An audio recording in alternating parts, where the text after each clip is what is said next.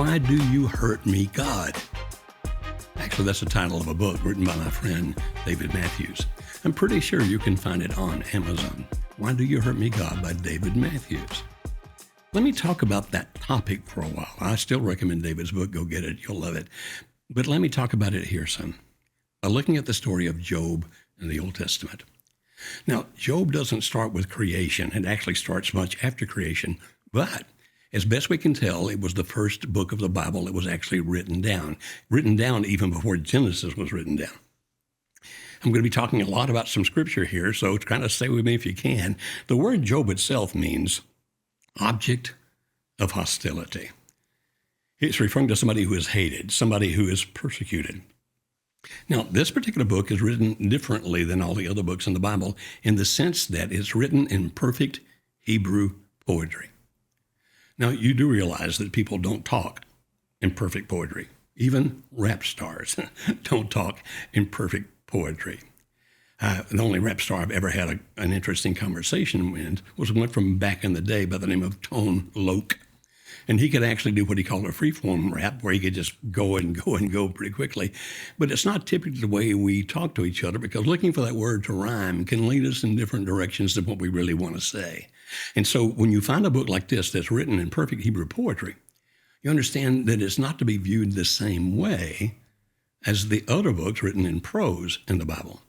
You say, what do you mean? This book is a docudrama. It tells a real story of a real guy, but it takes some poetic license, if you will. You say, what do you mean? Hopefully that'll make sense as we go through. And so if you start reading about Job, it talks about the fact that he lived in the land of Uz, which, as best we can tell, is probably the same as the land of Edom, which is really down south when it comes to Israel. Really close down there. Part of it would be in Egypt. Part of it would be in current-day Jordan. And so way down south, which is kind of a desert area down there. If you've been to Israel, you've seen how rough it can be in that area down there, that big desert. But it seems to be the kind of place, as best we can tell, Uz is Edom. Lamentations 4:21 says, "Rejoice and be glad, O daughter of Edom, you who dwell in the land of Uz," which gives us the idea that it's the same place. Now, if you start reading the book of Job, starting in chapter 1, here's what you find in verses 1, 2, 3. There was a man in the land of Uz whose name was Job.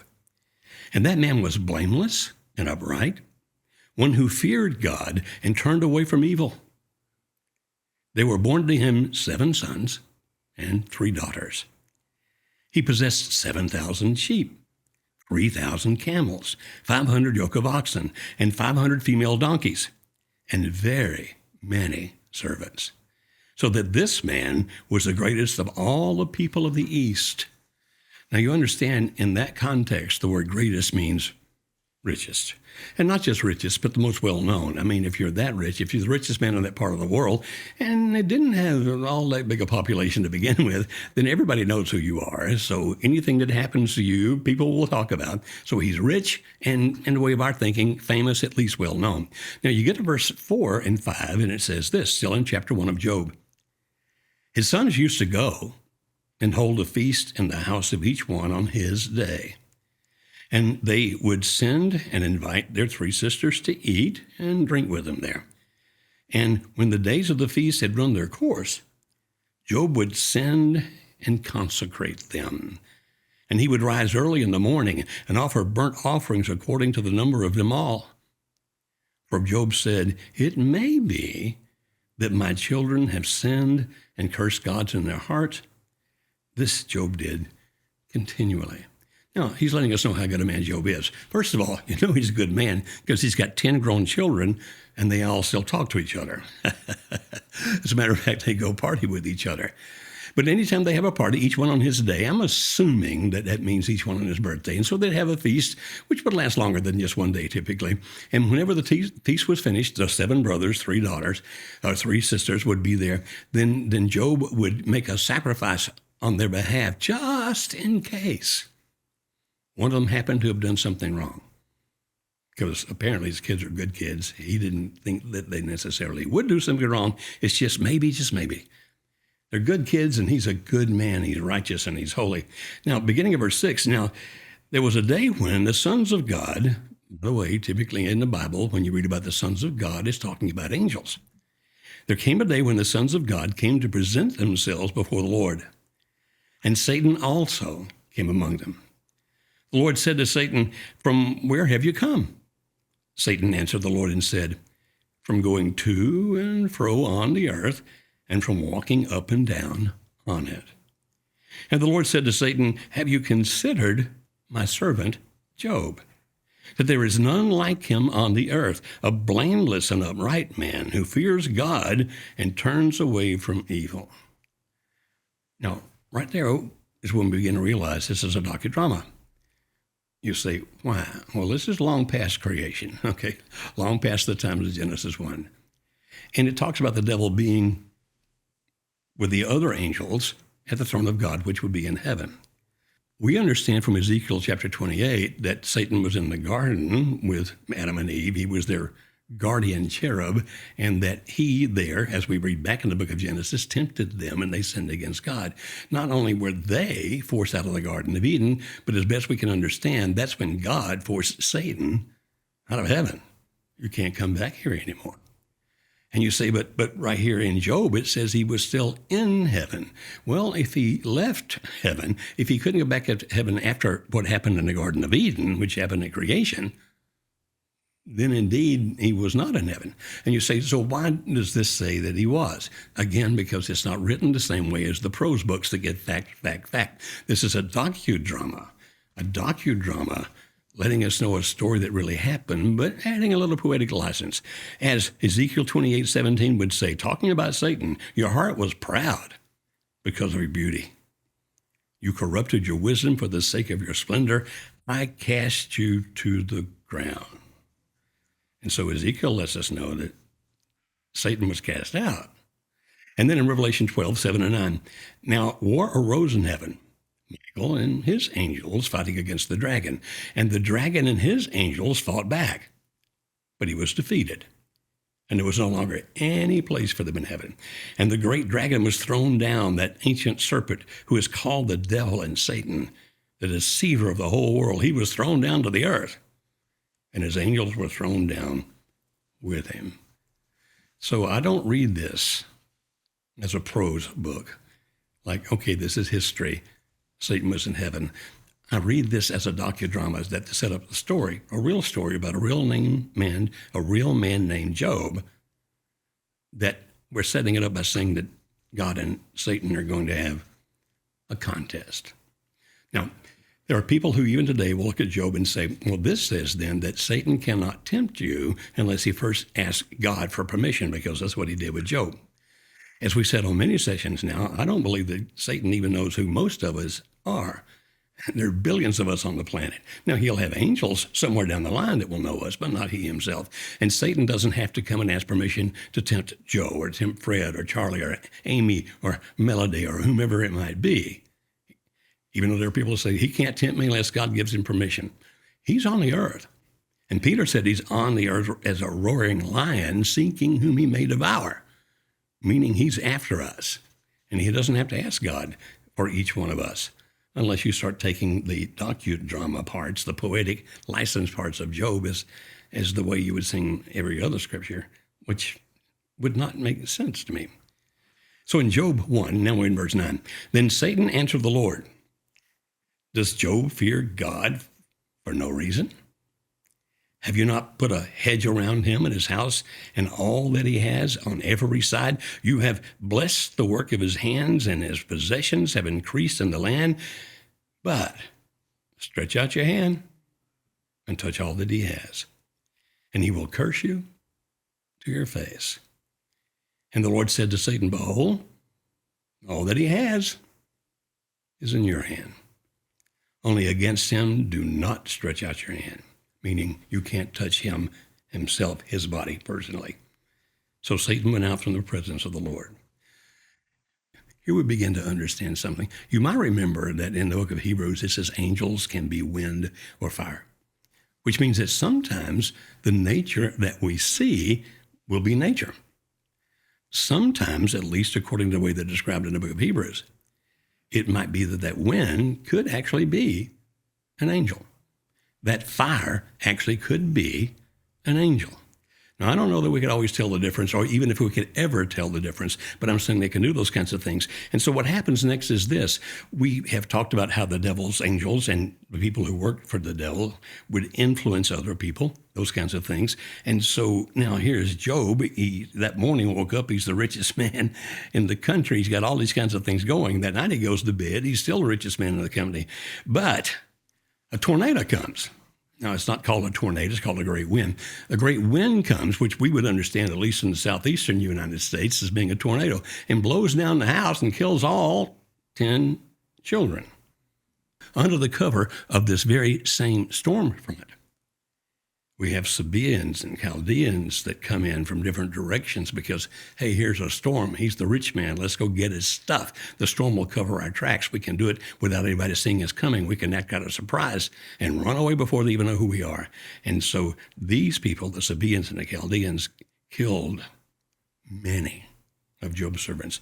They killed 7. Well, actually, I'm reading it. It says that Job had 7 sons. He had many servants, 7,000 sheep, 3,000 camels, 500 yoke of oxen, which would mean 1,000, and 500 female donkeys. And so the Sabaeans came in and killed the servants, oxen, and donkeys. Lightning, remember angels can be fire, lightning killed more servants and many of the sheep. The Chaldeans killed servants and camels, and the tornado killed all of his children. Goes to bed rich, wakes up, and he's poor. Not just financially poor. You say, well, wouldn't that ground worth a lot with the oil under it? But not then. It would become worth a lot later with the oil under it. But right now, no, it's all about how many servants, how many animals do you have, and they're gone. But the worst is your children are dead. And you say, why would Satan attack like that? Many, many years ago when I was a young minister, I got a call one day. I actually was going to go fishing that day. I was the only church staff of that little country church that I started out with. I went by the office one day just to do a couple of things before I went fishing with my buddy Steve. And as I got there, the phone was ringing. Nobody else answered, so I did. I answered it, and they said, "Are you the minister?" I said, "Well, as close as they've got." And they said, "Okay, do you know Jan so-and-so?" And I said, "Yes." And she lives at such and such an address in Atlanta. I'm not sure of her address, but I know she lives in Atlanta. And her mother is, and Mary, and her sister is, yes, Judy. We're talking about the same person. Why? Well, she's been killed in an automobile accident. And as her minister, as the mother's minister and the sister's minister, we need you to go tell them that she's dead. I said, I don't know how to do that. I've never had any training in that. I mean, nobody's even given me an idea how to do that. And they said, "You're the only one available. You have to go." So I called Steve Jenkins, my good fishing buddy, and said, "I can't go today." I changed back out of my fishing clothes when I was headed toward the mother's house to tell her. And then I thought, no, I'm going to tell the sister first and then get the sister to go with me to tell the mother. And so I get to Judy's house. That's the sister. I walk up and there's a little note on the door which says, "Jan." That's the sister that was killed this morning. "Jan, when you get here, come on in. I'm at the grocery store. I'll be right back." I took down the note because I knew that Jan wasn't coming. And I sat on that front step and waited. Honey, Julie pulls up. She's been to the grocery store, so happy for a short reprieve, I helped her carry her groceries in. And as I'm helping her carry the groceries in, she's saying, "Today is Jan's," oh no, she said, "Today is my mother's birthday. Jan's coming down from Atlanta to help me prepare a surprise birthday party." I didn't know how else to do it, so I let her into the living room, sat her down on her sofa, and I said,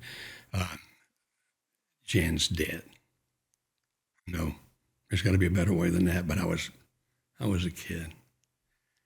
She said, "Don't you ever kid me about something like that." I would never kid you about something like that. No, I need you to go with me to tell your mother.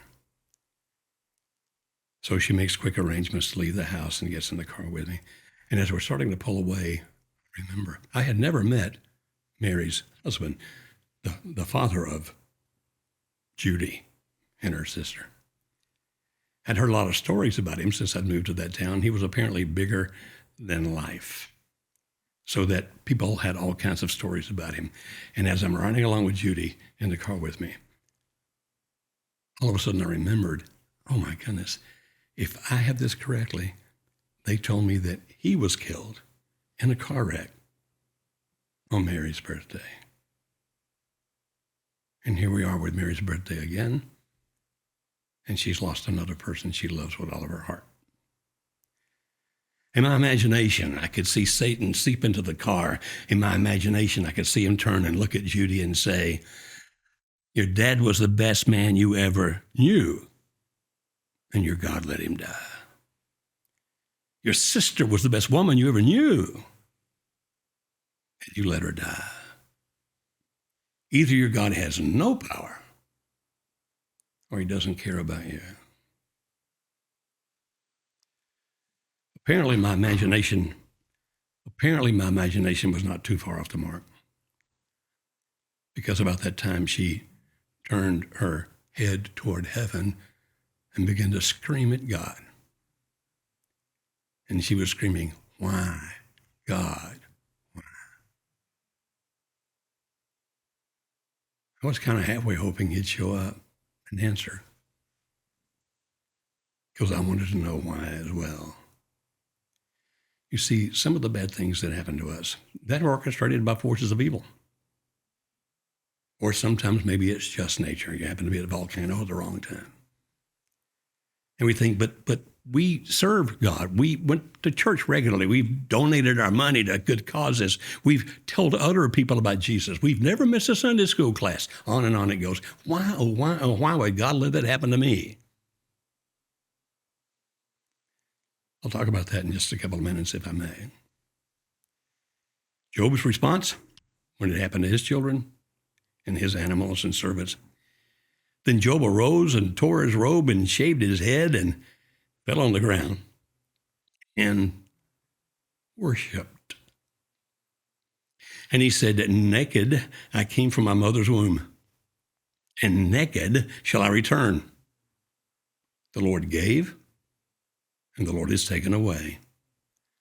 Blessed be the name of the Lord. In all this, Job did not sin or charge God with wrong. So, in the story, the docudrama, Satan goes back up, and he and God had this conversation again. He still holds fast his integrity, although you incited me against him to destroy him without reason. That was God saying that. Satan, you incited me to bring pain to this man. But look at him. He still holds his integrity. Then Satan answered the Lord and said, skin for skin. All that a man has, he'll give for his life. But stretch out your hand and touch his bone and his flesh, and he'll curse you to your face. And the Lord said to Satan, behold, he's in your hand, only spare his life. So Satan went out from the presence of the Lord and struck Job with loathsome sores from the sole of his foot to the crown of his head. And he took a piece of broken pottery with which to scrape himself while he sat in the ashes. You say, what was that all about? Satan said, okay, he even had enough integrity to stay with you when he lost all his children. But you know, let me attack him directly. Let me hit him hard. Scholars have guessed over the years as to what kind of disease this was. Some think it was elephantitis. Whatever it was, there was not a place on Job's body that didn't hurt. From the soles, the bottoms of his feet, to the crown, to the top of his head, everywhere in between. He couldn't even find a position to lie down and not be in pain and hurt himself.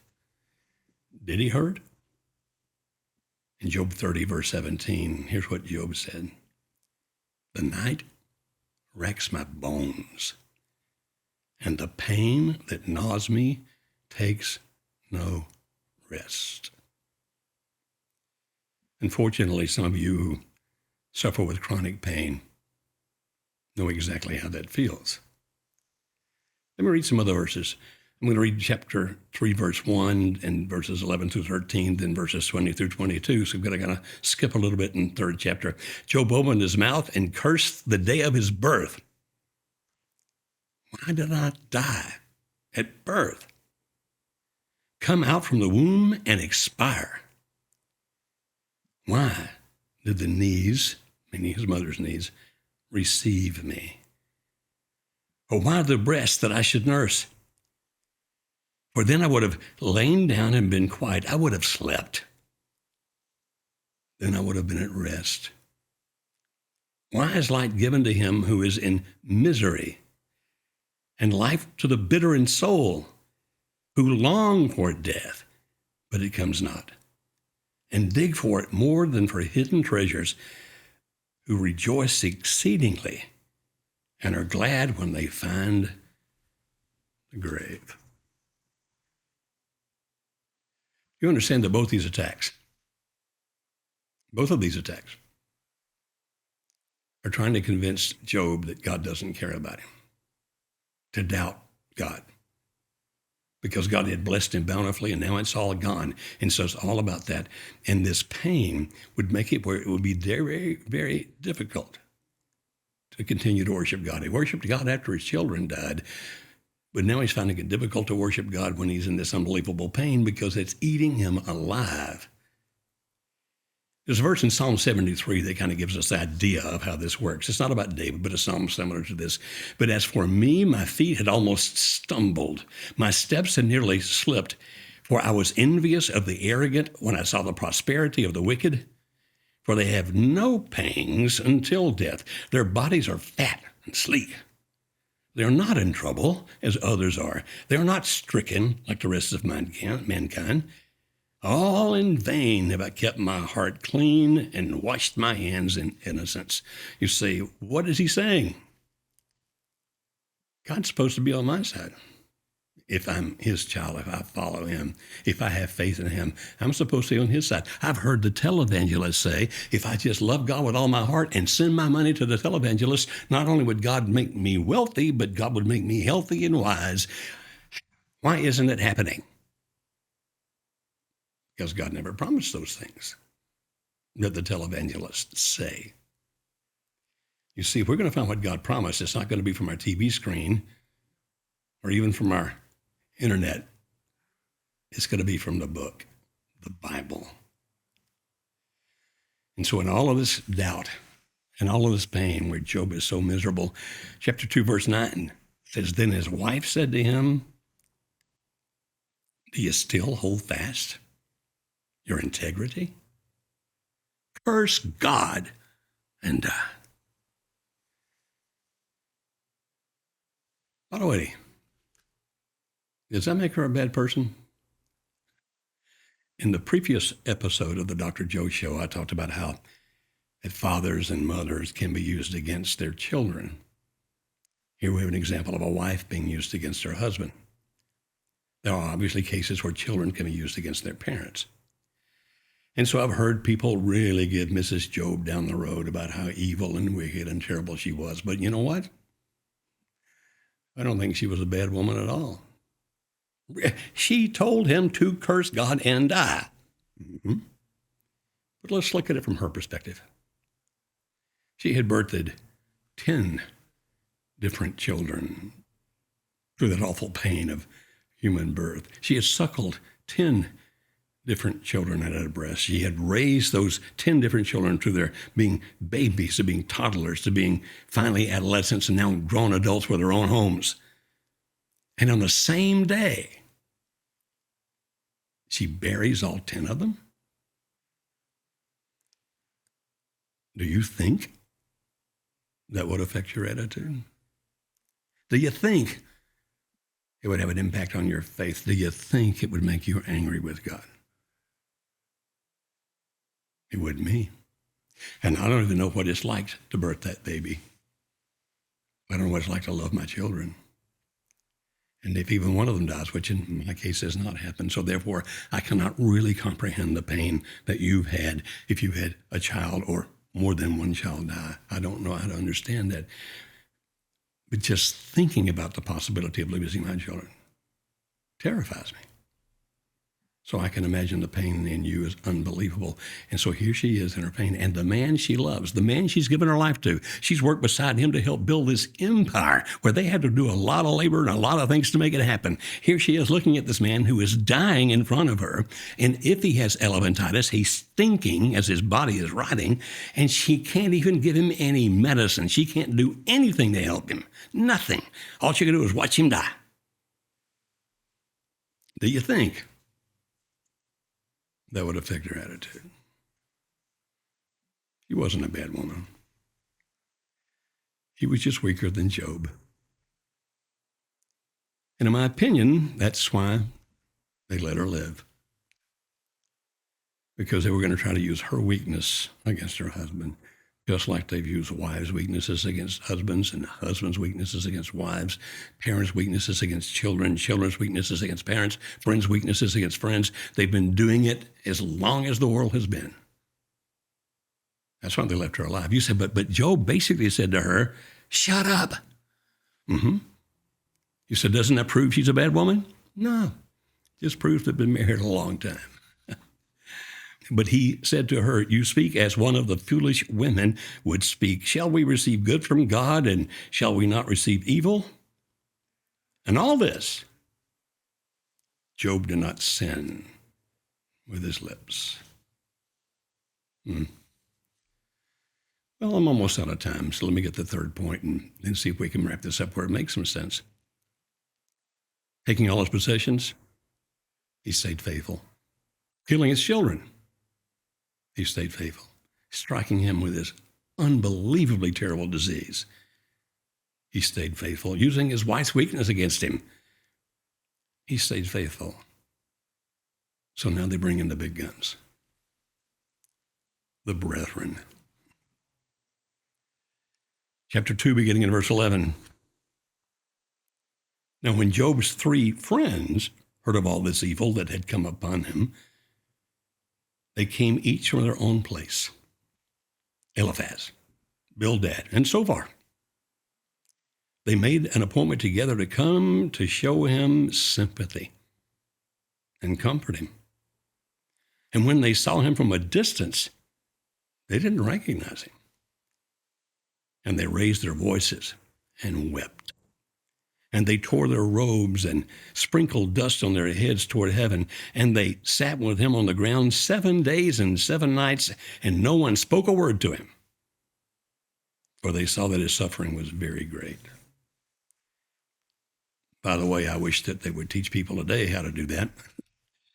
That rather than showing up with all these platitudes, you could just irritate the stew out of you. Oh, I'm sorry you lost your daughter, but God needed another angel in heaven. How is that ever going to make anybody feel better? These guys had enough sense to know, we won't say a word for 7 days. We'll just be here. We'll just know we care. But when they finally did speak, it turned out pretty bad. They did what we today would call an Aristotelian syllogistic logic. You say, well, why would we call it that today, but they didn't call it back then that because Aristotle had not yet lived. Aristotle basically said you can do a logic thing like this: major premise, minor premise, conclusion. So here's the major premise they came up with. Bad things happen to bad people. Minor premise, bad things are happening to Job. Conclusion, therefore, Job, you're a sinner. Now, the problem with their syllogism was the major premise. Bad things happen to bad people, that's true, but it's not completely true. Bad things happen to everybody. Bad things happen to Job, therefore Job's a person. That would have been the right way to do it. But they used their syllogistic logic to convince themselves that Job was a sinner, and now they're attacking him. They're coming at Job big time, telling him if he'll just repent, if he'll just turn himself back to God, then God will fix all this stuff. And Job knows he hasn't done anything. And so the points they make to you, oh, by the way, one of them actually said this. He said, you know why your kids are dead? Your kids are dead because God killed them because they're sinners. That's from your friend, trying to comfort you, believing that he is absolutely right theologically when he is totally wrong But because he's convinced he's absolutely right theologically, he's ripping into you and tearing you apart. God killed your kids because they're sinners. I'm thinking he should be happy that Job was sick, because I can see Job doing some physical damage to him for making a statement like that. Other points they made, bad things happening to you are because of your sin. If you repent, God will stop the bad things. And if you repent, then God will bless you bountifully. Now, here's the irony of all that. All of these things are happening to Job, but not because of his sin. All things are happening to him because he's righteous. And so the religious people came to exactly the wrong conclusion, and they're verbally beating Job up. I mean, they're letting him have. And he keeps telling them, I'm not. I haven't done anything. I haven't. We know you have. What did I do? We don't know, but we know you did it. If you don't know what it is, how do you know I did it? Because look at all the bad things happening to you. There's the proof. Do you think maybe, just maybe,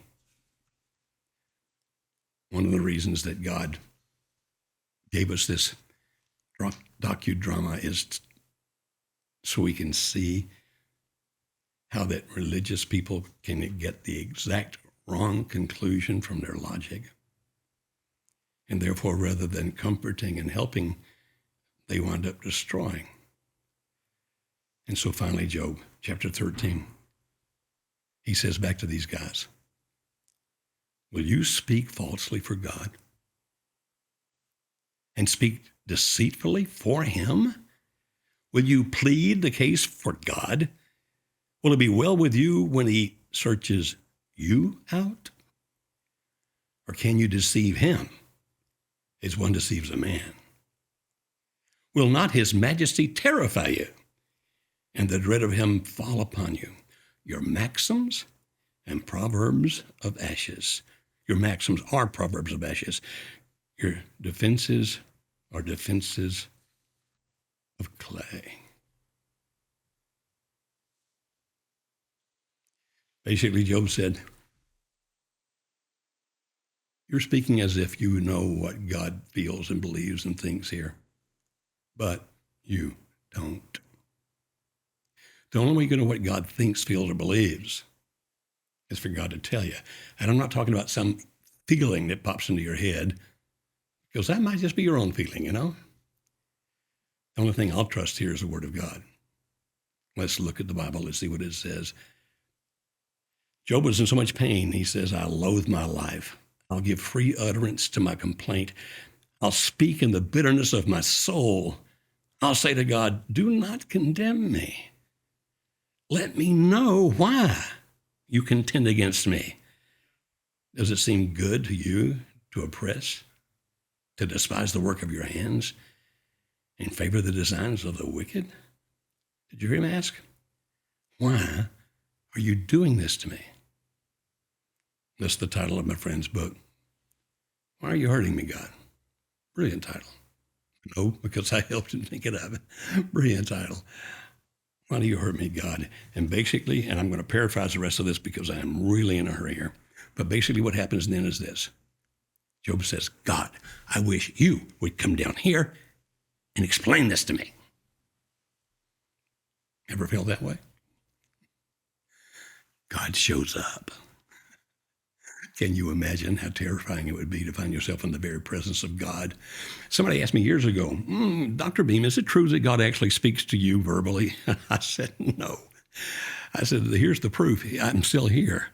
If I had heard God speak to me verbally, I think I would have just died and gone on to heaven right then. It would scare me to death because I understand the power of God, the graciousness of God, the glory of God. And so when God showed up with Job, basically, and I'm paraphrasing now, Job said, you didn't have to come here. God said, let me tell you some things. Can you put the stars in the sky, Job? Can you hang the sun up there, put the moon? Can you make the trees grow? He said, then I can't explain it to you. Now, when I first read that when I was a young man, I can confess it now, I thought God was doing a cop-out. You're telling me I can't understand it because I'm not you. Well, that really helps a lot. But later we had a daughter, Angela Michelle.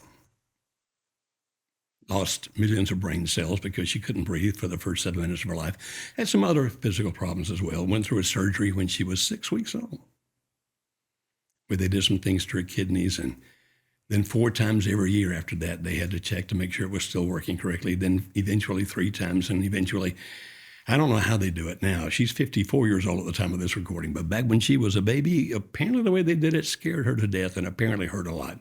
And she finally got big enough. They couldn't hold her. And they would call me back to help. There'd be one holding her torso, one holding her feet, one trying to hold arms, and they always gave me her head. And I'd put my hand on her forehead, and I'd hold her head down so she wouldn't move.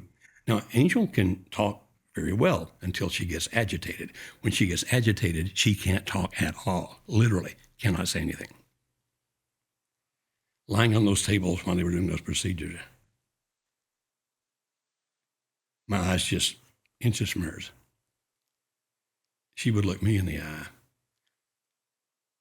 and her eyes were more eloquent than any orator.